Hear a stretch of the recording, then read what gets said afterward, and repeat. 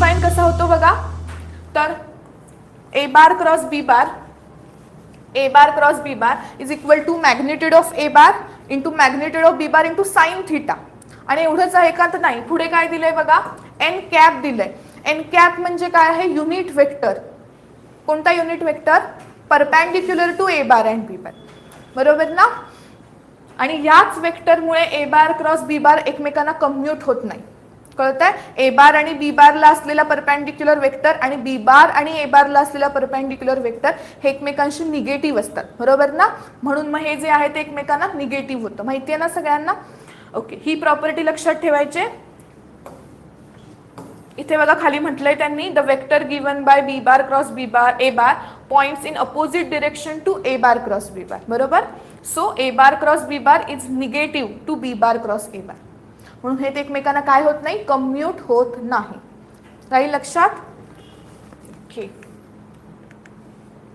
Okay, ही आपल्याला माहितीच आहे, पण तरी रिकॉल करूया. आत्ताच झालं, आत्ताच म्हटलं मी तुम्हाला की काय असतं, एकमेकांना कम्युट होत नाही तर काय होतं, निगेटिव्हनं बदलतं, बरोबर. एक रिझन आपण वेक्टरचं बघितलं. दुसरं रिझन काय आहे, तर A bar cross B bar is nothing but तुमचा डिटर्मिनंट असतो, बरोबर.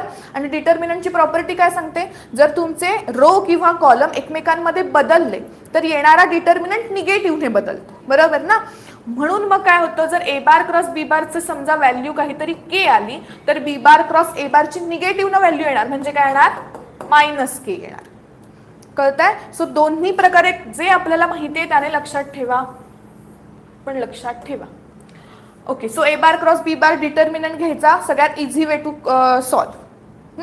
डिटर्मिनंट घेताना पण जो पहिला ए बार विचारलाय तोच तुमचा सेकंड रोला पाहिजे, नाहीतर उत्तर बदलणार.